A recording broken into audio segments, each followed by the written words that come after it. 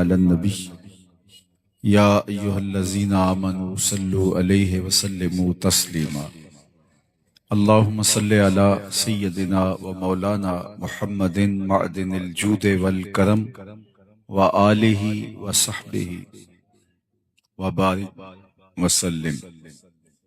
حمد و صلاۃ کے بعد معزز محتشم مکرم ذی وقار علماء کرام حضرات سامعین، میں اور آپ آج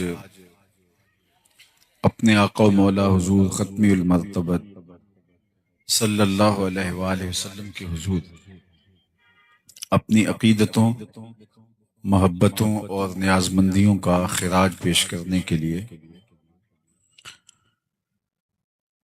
المصطفیٰ اسلامک سینٹر علی والا کے زیر اہتمام منعقدہ اس اجتماع میں حاضر ہونے کا شرف پا رہے ہیں۔ بارگاہ عزتی میں دعا ہے کہ ہماری حاضری کا ایک ایک لمحہ قبول اور مستجاب فرمائے۔ بارگاہ ناز میں ہماری عقیدتوں کا نذرانہ یہ میری اور آپ کی سعادت مندی ہے اور خوش بختی بھی، اس لیے کہ آپ کا میلاد، آپ کا ذکر نور، آپ کا تذکرہ رحمت ہمارے اوپر اس لیے بھی ضروری ہے کہ ہم بغیر کسی محنت کے، بغیر کسی مشقت کے دین اسلام کی برکتوں سے، ثمرات سے فیض یاب ہو رہے ہیں۔ اس وقت دنیا کی آبادی 8 ارب کے قریب ہے اور 500 سے زائد مختلف مذاہب، الہامی اور غیر الہامی مذاہب دنیا کے اوپر پائے جا رہے ہیں۔ میرا اور آپ کا مسلمانوں کے گھر پیدا ہونا یہ کسی اتفاق کا نتیجہ نہیں، یہ ہمارا کوئی عمل خیر نہیں تھا جس کے صلے کے طور پہ ہمیں مسلمانوں کے گھر پیدا کیا گیا۔ یہ محض اللہ کا کرم ہے کہ اس نے ہمیں حضور کی غلامی کا اعزاز بخشا، اور اس پر ہم جتنا بھی شکریہ ادا کریں کم ہے۔ میری خوش قسمتی میں تیرا امتی، ایک فارسی کا شعر ہے، بری نازم کہ ہستم امتے تو، بری نازم کہ ہستم امتے تو، گناہ گارم و لیکن خوش نصیبم۔ میں گناہ گار ہوں لیکن خوش نصیب ہوں، اس لیے کہ مجھے اور آپ کو حضور کی امت میں ہونے کا شرف نصیب ہوا۔ تو پھر اس بات کا حق ہمارے اوپر لازم ہے کہ ہم اللہ کی عطا کردہ اس نعمت کا شکرانہ ادا کریں۔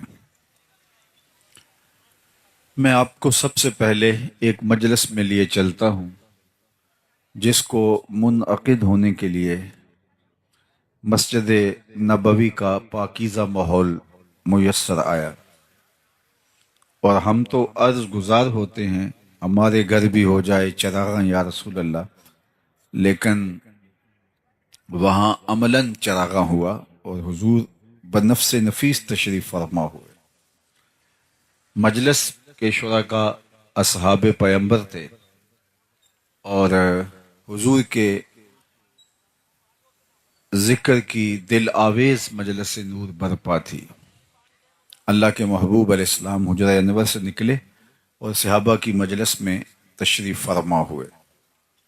صحابہ سے دریافت کیا، ما اجلسکم، یہ جلسہ کاہے کا ہے، کیوں بیٹھے ہوئے ہو؟ یعنی مسجد کے گوشے میں وہ مجلس برپا کیے ہوئے تھے، تو حضور نے ان سے مخاطبت کرتے ہوئے فرمایا ما اجلسکم، جلسہ کاہے کا ہے، کیوں بیٹھے ہو؟ تو انہوں نے جو جواب دیا وہ سنیے۔ انہوں نے کہا جلسنا نذکر اللہ ونحمدہ علی ما ہدانا لدینہ ومن علینا بک۔ حضور، ہمارے بیٹھنے کا مقصود یہ ہے کہ ہم اللہ کی حمد بیان کر رہے ہیں، اس کا شکرانہ ادا کر رہے ہیں اس بات پر کہ اس نے ہمیں ہدایت دین عطا فرمائی اور آپ کی صورت میں ہمارے اوپر انعام فرمایا۔ آپ مل گئے، اس پر ہم شکرانہ ادا کرنے کی مجلس برپا کیے ہوئے ہیں۔ آپ سے اگر پوچھا جائے کہ آپ کیوں بیٹھے ہیں تو آپ کا برجستہ جواب بھی یہی ہوگا، تو بات ختم ہو جائے گی یا بات آگے بڑھ جائے گی؟ لیکن حضور نے ارشاد فرمایا کہ کیا تم اس بات پہ قسم دے سکتے ہو کہ اسی کام کے لیے بیٹھے ہو، تمہارے بیٹھنے کا کوئی اور مقصود نہیں ہے؟ تو انہیں کہا جی حضور، ہم اسی لیے بیٹھے، ہم قسم دیتے ہیں۔ باقاعدہ حضور نے ان سے حلف لیا اور انہوں نے باقاعدہ حلف دیا۔ جب وہ حلف دے چکے تو ان کے چہروں کے اوپر حیرت کا عالم تھا، استعجاب کی کیفیت تھی کہ پوچھا کیوں بیٹھے ہو؟ تو ہم نے کہا کہ اللہ کا شکرانہ ادا کرنے بیٹھے ہیں اس بات پر کہ ہدایت دین ملی اور آپ ملے۔ تو اس پر حضور نے ہم سے قسم لی ہے، حلف لیا ہے کہ واقعی اسی لیے بیٹھے ہو۔ تو یہ بظاہر عمومی طور پہ ایسے معاملات میں حلف لیا نہیں جاتا، تو حضور نے ہم سے حلف لیا ہے، بطیب خاطر خوشی خوشی انہوں نے حلف پیش بھی کیا، لیکن ان کو حیرت ضرور ہوئی کہ یہ حلف حضور سے ہم نے لیا تو کیوں لیا؟ تو آقا کریم نے ان کے چہروں پہ پھیلی ہوئی حیرت کی کیفیت کو دیکھا، فرمایا میں تم سے ابھی ابھی جو حلف لیا ہے یہ کسی تہمت کی بنیاد پر نہیں تھا، تمہارے قول پر مجھے کوئی شک نہیں گزرا تھا کہ میں نے حلف سے تصدیق کی ہو، یا کوئی اور ماجرا نہیں تھا، بلکہ ماجرا یہ تھا کہ تم یہاں بیٹھے مجلس برپا کیے ہوئے تھے اور میں حجرے میں بیٹھا تھا۔ اتانی جبریل علیہ السلام، میرے پاس جبریل امین حاضر خدمت ہوئے، فاخبرنی ان اللہ یباہی بکم الملائکہ، تو انہوں نے مجھے کہا محبوب ذرا باہر تو نکل کے دیکھو، آپ کے صحابہ کے اس عمل پر اللہ فرشتوں میں ناز کر رہا ہے، ملائے اعلیٰ میں فخر ہو رہا ہے کہ دیکھو میں نے نعمت دی، کیسے قدردان نکلے۔ اللہ کی رحمتوں سے بعید نہیں کہ آج کی مجلس بھی قبول فرما لی جائے اور اللہ فرشتوں سے کہے کہ دیکھو صدیاں بیت گئیں، 1500 برس بیت گئے، لیکن یہ آج بھی بیٹھ کے اس نعمت کا شکرانہ ادا کر رہے ہیں۔ باقی جہاں تک حضور علیہ السلام کی صورت میں اللہ کے انعام کا شکرانہ ادا کرنے کا حق ہے، تو ہمیں اور بھی اتنی زندگیاں مل جائیں تو ہم حق کے شکر ادا نہیں کر سکتے۔ ہمارے بدن پہ اتنے بال نہیں ہیں جتنے رسول اللہ کے احسانات ہیں، بال بال ہمارا قرض رسالت میں جکڑا ہوا ہے۔ تو یہ ایک شام کا، ایک شب کا، میلاد کا اجتماع کیا، ساری زندگی بھی ان کے نام لگا دے، حق کے شکر پھر بھی ادا نہ ہو۔ آقا کریم علیہ الصلوۃ والسلام کی صورت میں اللہ کی عطا کردہ اس نعمت کے شکرانے کی بہترین صورت یہ ہے کہ حضور علیہ السلام کے لائے ہوئے دین کو، نظام شریعت کو ہم عملی طور پہ اپنے اوپر نافذ کر لیں۔ اس سے اللہ اور اس کے رسول کی محبت ہمیں حاصل ہو پائے گی۔ ایک دن حضور وضو فرما رہے تھے اور وضو کا پانی صحابہ زمین پہ نہیں گرنے دے رہے، وہ کسی کے ہاتھوں پہ ہوتا اور پھر وہ اس پانی کو اپنے چہرے پہ مل لیتے، اور جسے یہ پانی میسر نہ آتا وہ کسی دوسرے صحابی کے گیلے ہاتھوں سے ہاتھ رگڑ کے اپنے چہرے پہ مل لیتے تاکہ اس کی تری سے، تراوت سے اپنے لیے سامان راحت کیا جائے۔ تو آقا کریم نے صحابہ کی اس محبت کو دیکھا تو ارشاد کیا کہ ما یحملکم علی ھذا، اے صحابہ تمہیں اس بات پر کس نے ابھارا ہے کہ تم میرے وضو کے پانی کو بھی زمین پہ نہیں گرنے دیتے؟ چونکہ اس کا حکم حضور نے نہیں دیا تھا، ارشاد نہیں کیا تھا کہ میرے وضو کے پانی کو زمین پر نہ گرنے دینا، یہ صحابہ کا اپنا جذبہ محبت تھا۔ تمام چیزوں کے لیے حکم کی ضرورت نہیں ہوتی، محبت محبوب کو راضی کرنے کے ڈھب خود بھی سیکھتی ہے۔ محبت خود محبوب کی منشا، محبوب کی رضا، محبوب کی خوشنودی اور ادب کی رعایت بجا لانے کے طریق خود دریافت کرتی ہے۔ اور صحابہ کی زندگی میں یہ ایک بار نہیں ہوا، کئی بار ہوا۔ صلح حدیبیہ کے موقع پر بھی یہ منظر دیکھنے کو ملا، جس پر عروہ بن مسعود الثقفی نے اعتراض کیا تھا، کتب حدیث میں موجود ہے۔ حضور لعاب پھینکتے ہیں، صحابہ حضور کے لعاب کو اپنے ہاتھوں پہ لیتے ہیں اور اپنے چہروں پہ مل لیتے ہیں۔ بلکہ ایک دن حضور نے پچھنے لگوائے تو ایک لگن میں پانی، حضور کا بہا ہوا خون جو ہے وہ جمع کر لیا گیا۔ ایک صحابی کے ہاتھ میں وہ پیالہ دیا اور فرمایا اس کو جاؤ ایسی جگہ بہاؤ جہاں کسی کے قدم نہ پہنچیں۔ تو وہ گیا اور ایک پتھر کی اوٹ میں بیٹھ کے خود نوش جان کر لیا۔ واپس پلٹا تو حضور نے فرمایا، ٹھکانے لگائے؟ جی حضور، ایسی جگہ پہ جہاں کسی کے قدم نہیں پڑ سکتے۔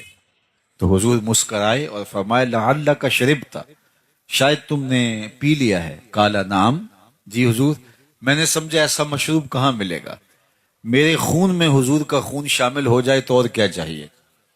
آقا ناراض نہیں ہوئے کہ تو نے خون کیوں پیا، بلکہ حضور نے جو تاریخی جملہ ارشاد فرمایا وہ یہ تھا، یا غلام قد حررت نفسک، قد حررت نفسک من النار، اے بیٹے تو نے اپنے آپ کو آتش دوزخ سے بچا لیا ہے۔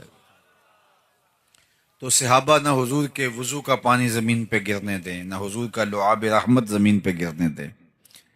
اور یہ ان کی محبت کا ایک ڈھنگ تھا اور حضور کے پیار کا ایک اسلوب تھا جو ان کے عشق نے ان کو سکھایا تھا۔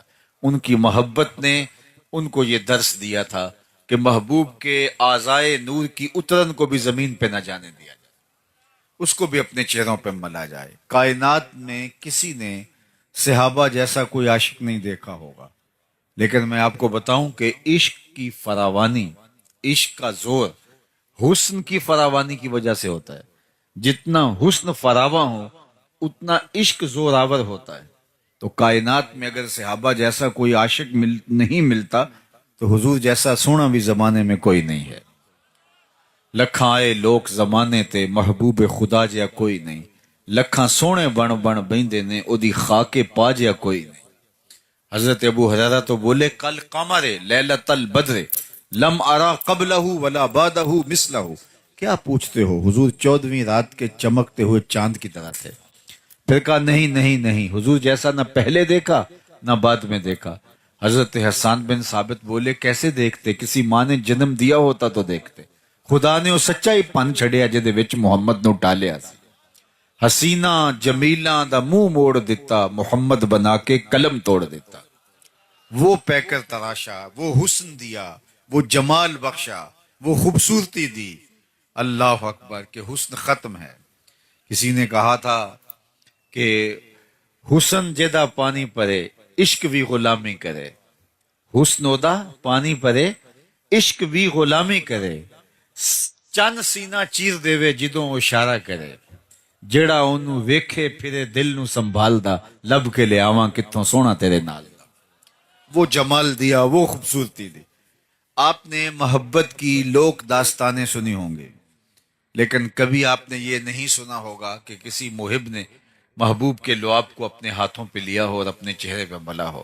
لیکن یہاں محبت کے ایسے مظاہر بھی دیکھنے کو ملتے ہیں۔ اب حضور وضو کرتے ہیں، صحابہ وضو کے پانی کو زمین پہ نہیں گرنے دیتے، چہروں پہ مل لیتے۔ آقا کریم نے ان سے پوچھا، ما یحملکم علی ھذا، میں نے تو اس کا حکم نہیں دیا، تم ایسا کیوں کر رہے ہو؟ تو سنیے اس کا جواب۔ انہوں نے کہا، حب اللہ و رسولہ، اللہ اور اس کے رسول کی محبت کا تقاضا یہ ہے کہ ہم اس وضو کے پانی کو زمین پر نہ گرنے دیں۔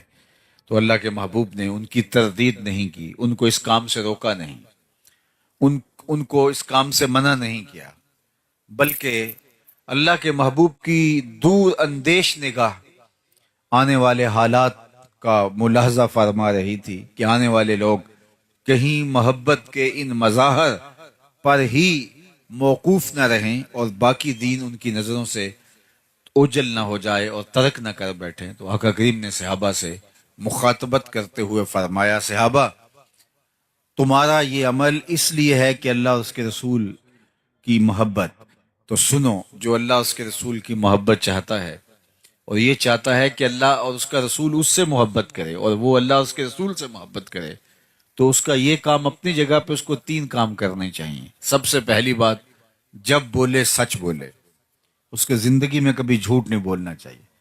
تم میرے وضو کے پانی کو زمین پر نہیں گرنے دیتے، ہاتھوں پہ لیتے ہو اور چہروں پہ مل لیتے ہو، لیکن یہ بھی فراموش نہ کرنا اگر تم میرے غلام ہو تو غلامی کا حق ادا تب ہوگا جب تمہاری زبان پہ جھوٹ نہیں آنے پائے گا. دوسری بات ارشاد فرمائی کہ جب تمہارے پاس امانت رکھی جائے تم اس میں کبھی خیانت نہیں کرو گے. اور تیسری بات ارشاد فرمائی، تمہاری ہمسائیگی میں کوئی آ بسے تو تم حق کے مجاورت ادا کرو گے، ہمسائیگی کے حق کا، حقوق کا لحاظ رکھو گے. یعنی تمہارا یہ عمل، سبحان اللہ، لیکن یہ 3 چیزیں تم سے فراموش نہیں ہونی چاہیے. سب سے پہلی، جب بھی بولو سچ بولو. میں اور آپ کیسے جھوٹ بول سکتے ہیں جبکہ ہمارے آقا و مولا کو کافر بھی صادق و امین کہتے تھے؟ اگر ہم جھوٹ اس کے باوجود بھی بولتے ہیں تو پھر سمجھیے ہمیں دین کی سمجھ اور دین کا فہم ہی نہیں آیا. ہم اپنے نبی سے جو پیار کا ربط رشتہ رکھتے ہیں وہ ہمارا ادھورا ہے، پورا نہیں ہے. حضور سے پوچھا گیا مومن بزدل ہو سکتا ہے؟ فرمایا نہیں، مومن بہادر ہوتا ہے.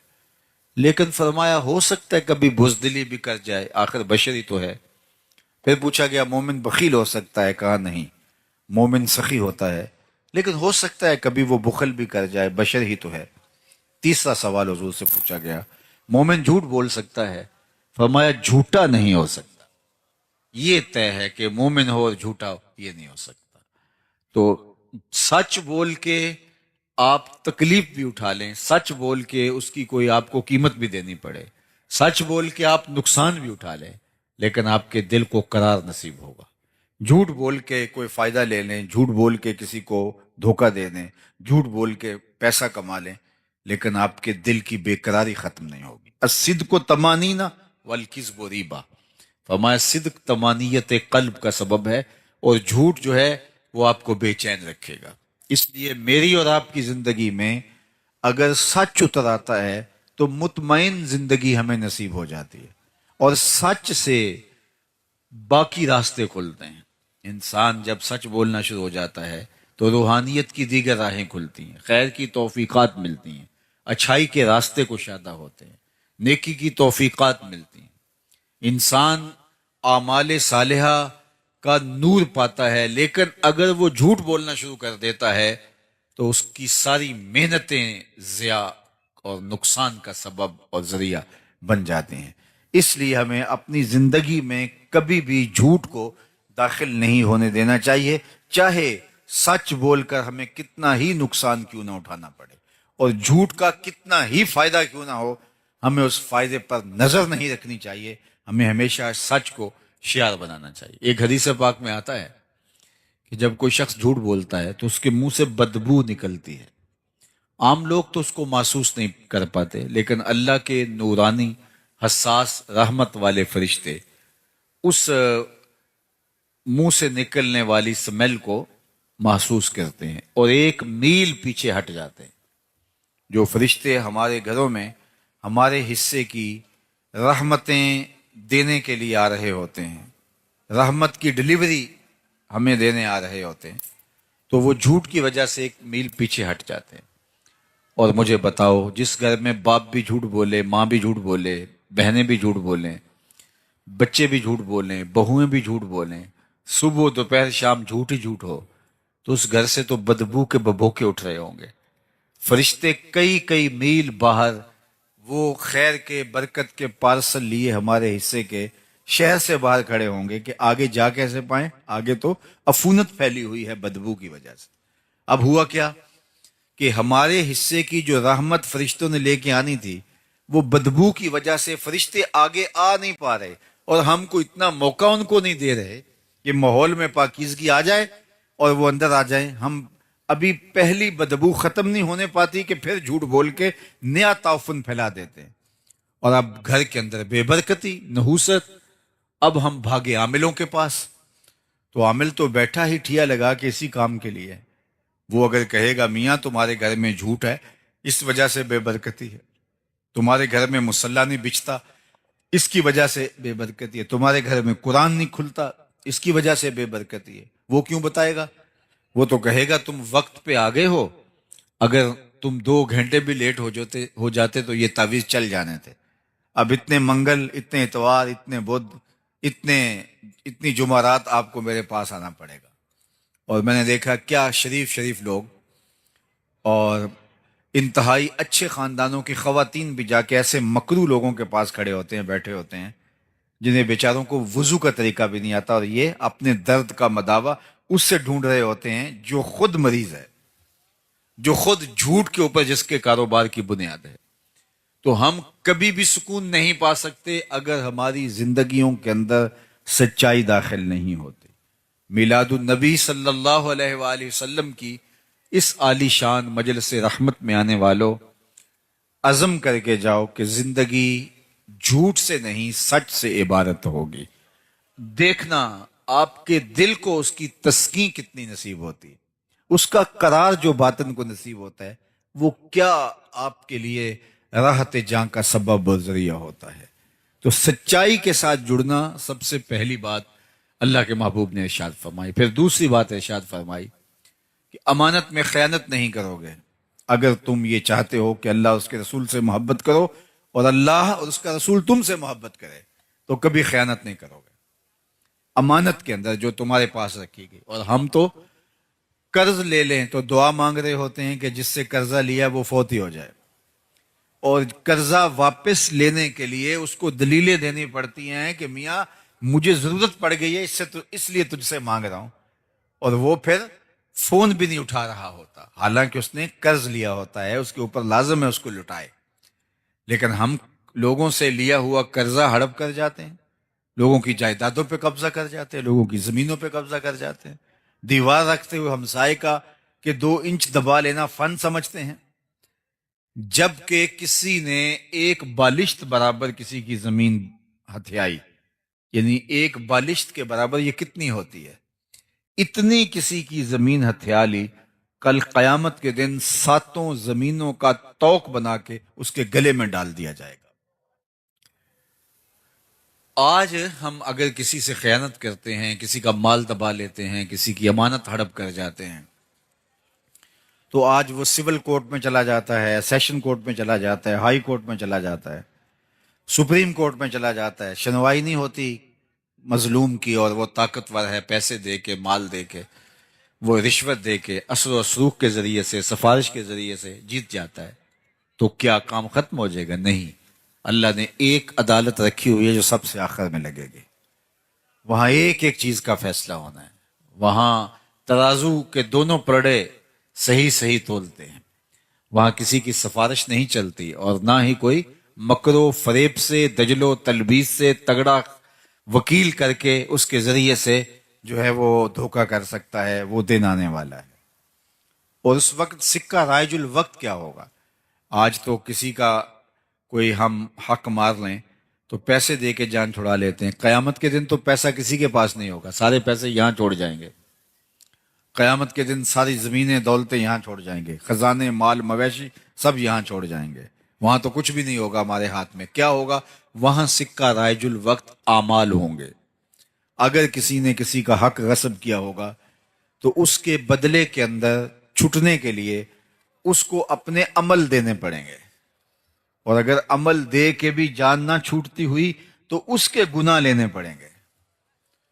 اور اگر کسی نے کسی کے 3 پیسے دبائے، 3 روپے نہیں، 3 پیسے دبائے، اس کے عوض میں اس کو 700 نمازیں جو جماعت کے ساتھ پڑھی ہیں وہ دینی پڑیں گے۔ صرف 3 پیسوں کے عوض 700 نمازیں عمل کی اس کے بدلے میں دینی پڑیں گی، تب وہ 3 پیسوں کا حساب برابر ہوگا۔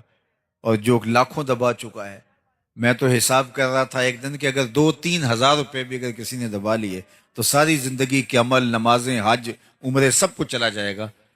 تو سب سے پہلے ہمیں اپنی آخرت کو صاف کرنا ہوگا اور اپنے انجام اور معال کار کی بہتری کے لیے کوشش اور محنت کرنی ہوگی۔ یہ زندگی بڑی تیزی کے ساتھ گزر رہی ہے، اور میں اور آپ لمحہ لمحہ موت کے قریب ہو رہے ہیں، تو کہیں مغالطے میں نہ رہیے گا۔ آج ایک بندہ ساری زندگی رشوت لیتا ہے، مال لوٹتا ہے، اور لوگوں کی جیبوں پہ نظر رکھ کے لوگوں کو بلیک میل کرتا ہے، اور ریٹائرمنٹ کے بعد وہ ٹوپی پہن کے پہلی صف میں آ کے بیٹھ جاتا ہے۔ اللہ اس کے سجدے قبول کر لے، مجھے کیا اعتراض ہے؟ لیکن جو لوگوں کو دیے گئے چکر ہیں، لوگوں کا لوٹا ہوا مال ہے، وہ بہر صورت اس کو ادا کرنا پڑے گا۔ یہاں نہیں اگر کرتا تو قیامت کے دن اس کو بہر صورت ادا کرنا پڑے گا۔ وہ دن آنے والا ہے، ثم لتسألن یومئذ عن النعیم۔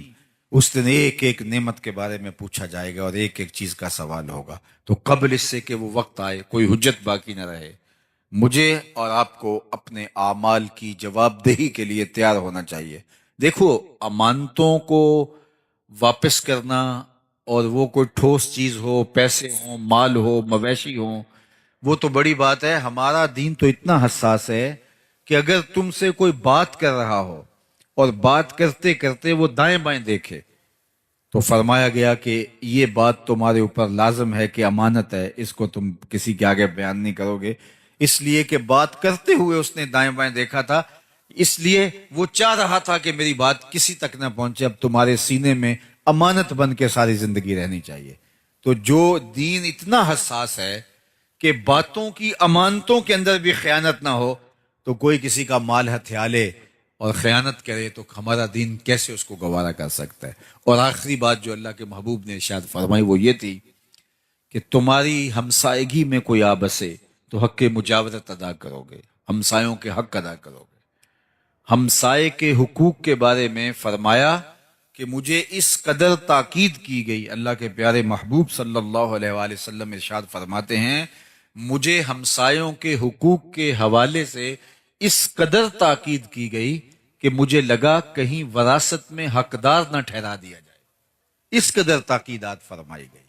اللہ اکبر۔ اور قیامت کے دن سب سے پہلے جو شکایت لے کے حاضر ہوگا وہ ہمسایہ ہوگا، اس نے مجھے دکھ دیا تھا، ہمسائیگی کا خیال نہیں رکھا۔ سب سے پہلے جو پیش ہوگا شکایت لے کر وہ ہمسایہ ہوگا۔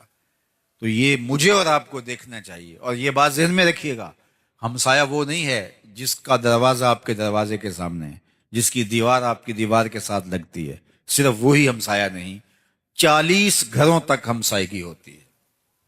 تو آپ کے طرف میں جو 40 گھر ہیں وہ ہمسائے ہوتے ہیں۔ تو اگر اس یونٹ کو ہم سنبھال لیں اور 40 گھر جو ہمسائے بنتے ہیں وہ ایک دوسرے کا خیال رکھنا شروع کر دیں، اور وہ اپنے اوپر لازم قرار دے دیں کہ ہم اپنے ہمسایوں کا خیال کرنا ہے، ان کی بیٹیاں جوان ہیں تو وہ ہماری بیٹیاں ہیں، ان کے ہاتھ ہم نے پیلے کرنے، اگر وہ غریب ہے تو۔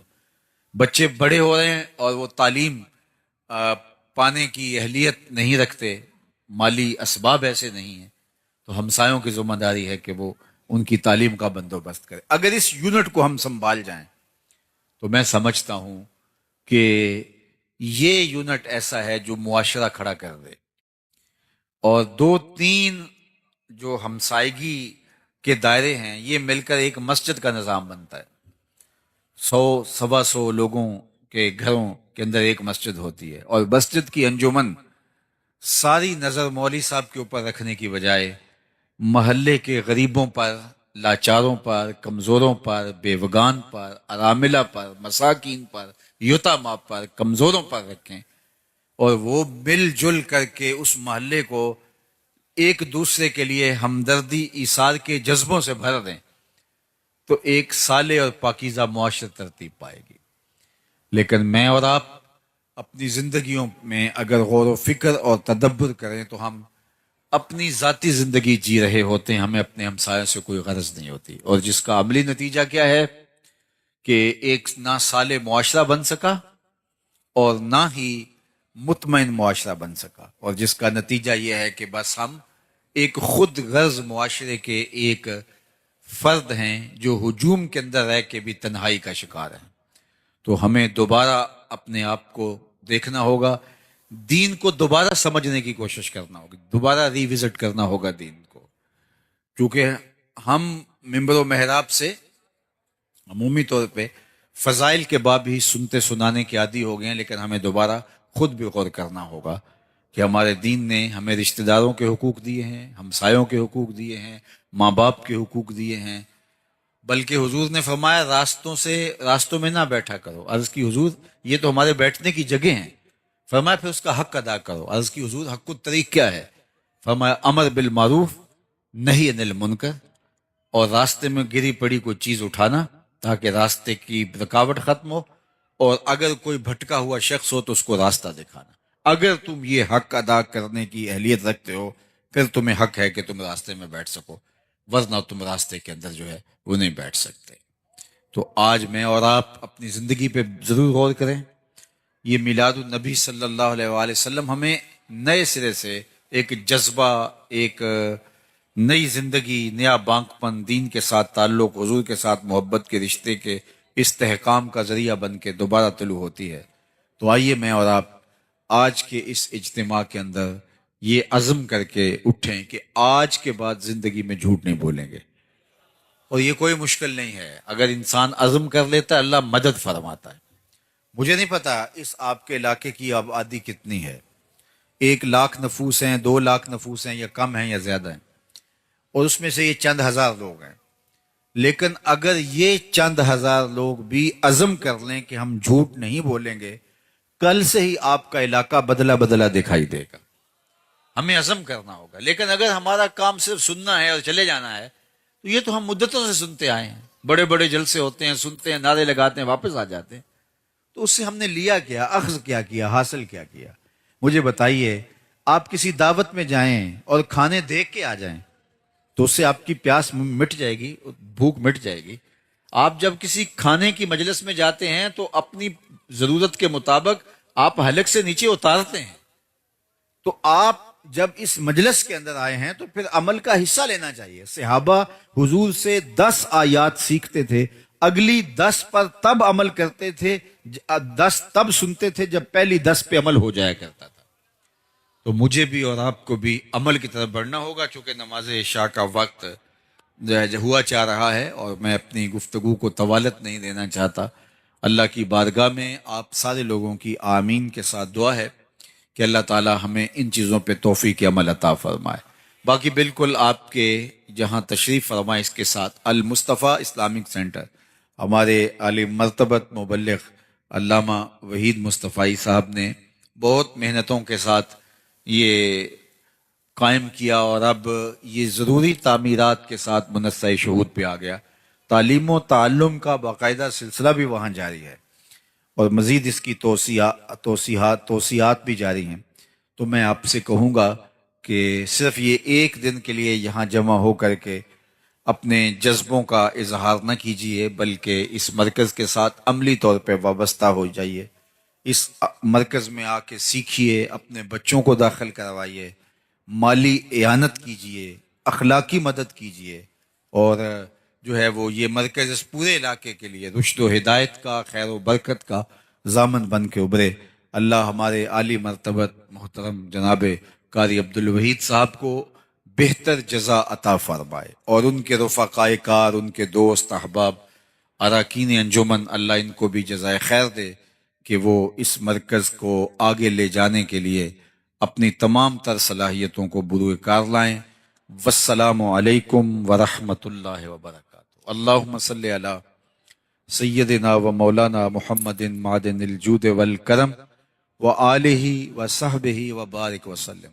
اللہ اٹھے ہوئے ہاتھ کبھی بھی خالی نہ موڑنا، پھیلی ہوئی جولیاں رحمتوں سے بھر دینا، بخت کی بہاریں نصیب فرمانا، آنے والوں کو واپس گھروں میں پہنچنے سے پہلے پہلے اس اجتماع کی برکت نصیب فرمانا۔ اے اللہ اس مرکز کو قیامت تک آباد رکھنا، ہر خیر ہر برکت علامہ صاحب کی جھولیوں میں ڈال دینا، ہمارے جملہ منتظمین کی خیر فرمانا۔ جس شوق فراواں کے ساتھ یہ لوگ تشریف لائے، جو خیر کے نیک عزائم کیے، اللہ اس پر توفیق عمل عطا فرمانا۔ وصلی اللہ تعالی علی النبی الامین وآلہ واصحابہ اجمعین برحمتک یا ارحم۔